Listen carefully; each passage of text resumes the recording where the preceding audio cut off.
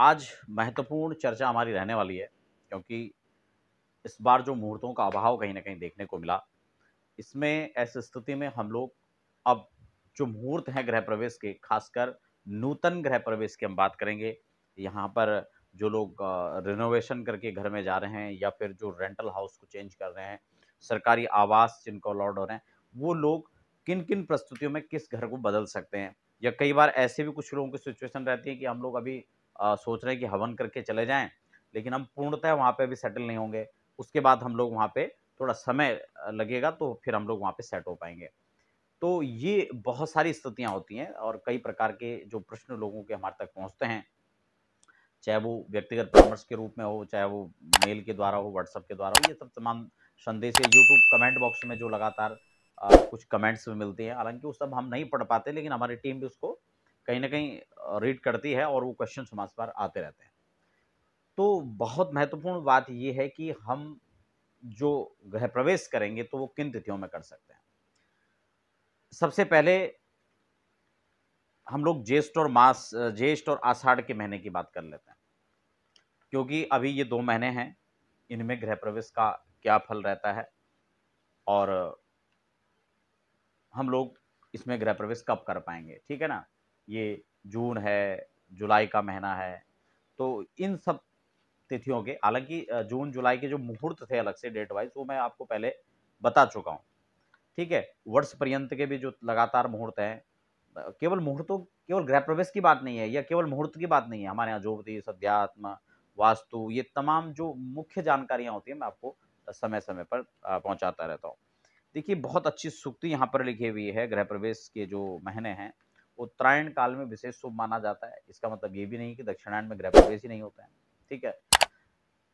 लेकिन यहाँ पे मास के हिसाब से अगर हम देखें तो माघे अर्थलाभ प्रथमे प्रवेशे पुत्रार्थ लाभ खलु फाल्गुने च ये सूक्ति यहाँ पर बताई गई है। चैत्रते अर्थ हानि धन धान्य लाभो जैसा धनलाभ्य लाभो वैशाख मासे ज्येष्ठेषु च मासेषु परेषु नूनम हानि प्रदा शत्रुभयश्च।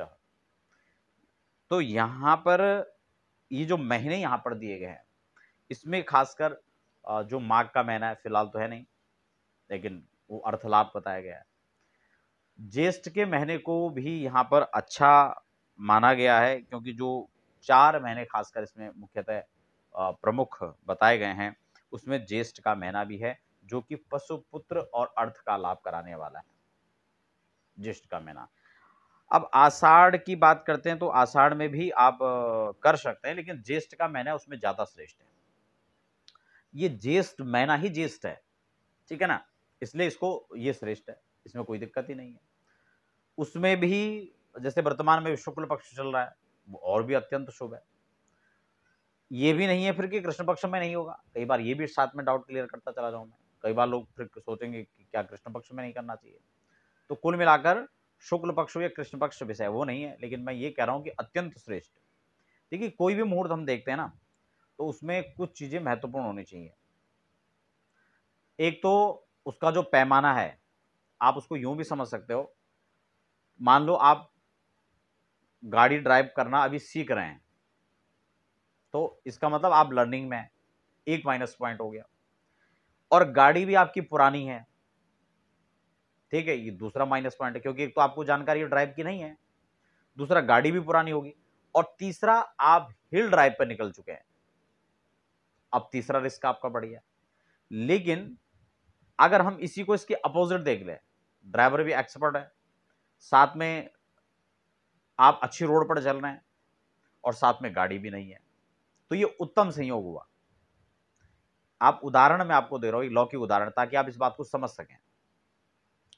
अगर ये तीनों चीजों के पैमाने पर हम इसको देखें और ये तीनों चीजें ओके है, तो इसका मतलब ये सर्वश्रेष्ठ हो गया। लेकिन अगर इसमें एक चीज, ड्राइवर एक्सपर्ट है आपका, रोड अच्छी है लेकिन गाड़ी पुरानी है, तो भी चल जाएगा, क्योंकि वो गाड़ी को उसी हिसाब से ड्राइव करेगा, उसको पता है गाड़ी की कंडीशन क्या है और वो समय के अनुसार भी चलेगा, गति भी आपको जो है अपने आप अपने हिसाब से रखेगा।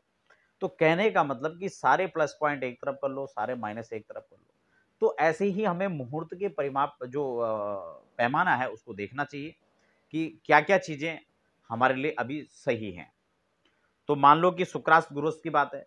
अब गुरुवस्त और शुक्रस्त जब तक दोनों चल रहे थे, अभी तो गुरु उदय हो चुके हैं। गुरु का उदय होना मेरे हिसाब से महत्वपूर्ण है। वो इसलिए भी महत्वपूर्ण हो जाता है क्योंकि गुरु धन के कारक होते हैं, गुरु संतति के कारक होते हैं। तो ऐसी स्थिति में विवाह, धन, वित्त, जो जिनके पास प्रभार ये सब कुछ है, वो देवगुरु के पास है। और अगर देवगुरु अस्त स्थिति में है तो मेरे हिसाब से फिर उस समय तो अवॉइड ही करना चाहिए। साथ में शुक्रास्त भी है। अच्छा, जितने मुहूर्त शास्त्र जो हैं, उसमें जब हम अध्ययन करते हैं तो उसमें देखा गया है कि शुक्रस्त को उतना दोष नहीं है। ठीक है, हालांकि शुक्रस्त और गुरुअस्त ये दोनों ही विवाह या ऐसी मांगलिक कार्यों में इनका निषिद्ध माना गया है। लेकिन हम इसके साथ गुरु बल, शुक्र बल, चंद्र बल, सूर्य बल, प्रमुख रूप से हमने सूर्य बल देख लिया, चंद्र का बल देख लिया। आपकी राशि से खासकर चंद्रमा 4, 8, 12 नहीं होने चाहिए, सूर्य 4, 8, 12 नहीं होने चाहिए, और षष्टम भी नहीं होना चाहिए। तो इसका मतलब हम ऐसे आधार को पहले निकाल के एक तरफ कर लें। ठीक है, अब गुरु उदय हो ही चुके हैं और ज्येष्ठ का महीना भी है। अब आप समझ गए, इतना संयोग हमारा ये सब प्लस में आ गया। अब माइनस में क्या है कि शुक्रास्त। ठीक है, अब उसके बाद हमें अपना घर विधि विधान से, वास्तु शांति के साथ, जो नियम है उन सब नियमों के साथ गृह प्रवेश करना है।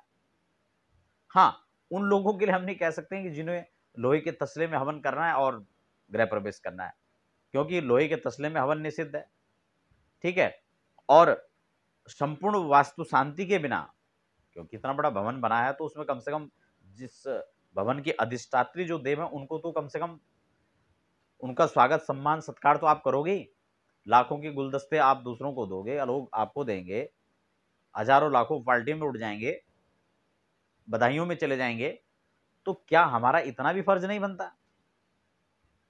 ये तो आपको विचार करना है। तो कुल मिलाकर के जो विधि विधान से करेंगे उनके लिए एक दोष यहां पर गौण हो जाता है ना। और बहुत अच्छी बात एक सूक्ति में आपको यहां पर बता रहा हूं, सर्वे दोषा विनिश्यन्ति लग्न शुद्धिर यदा भवेत। बस आप इस सूक्ति को तो नोट कर लीजिए। यदि आपने प्रॉपर अपने स्थान के हिसाब से, अपने शहर में जहां पे आप गृह प्रवेश कर रहे हैं, जहां पे आप पूजन कर रहे हैं, कोई भी काम कर रहे हैं, वहां उस दिन का एक पर्टिकुलर आपने एक लगन शोधित करके और फिर अपना काम किया, तो यूं मान लीजिए कि सर्वे दोषा विनिश्यन्ति लग्न शुद्धिर यदा भवेत। ये सूक्ति है कि अनेक दोषों का समन करने में यह समर्थ है। ये तो क्लियर हो चुका है।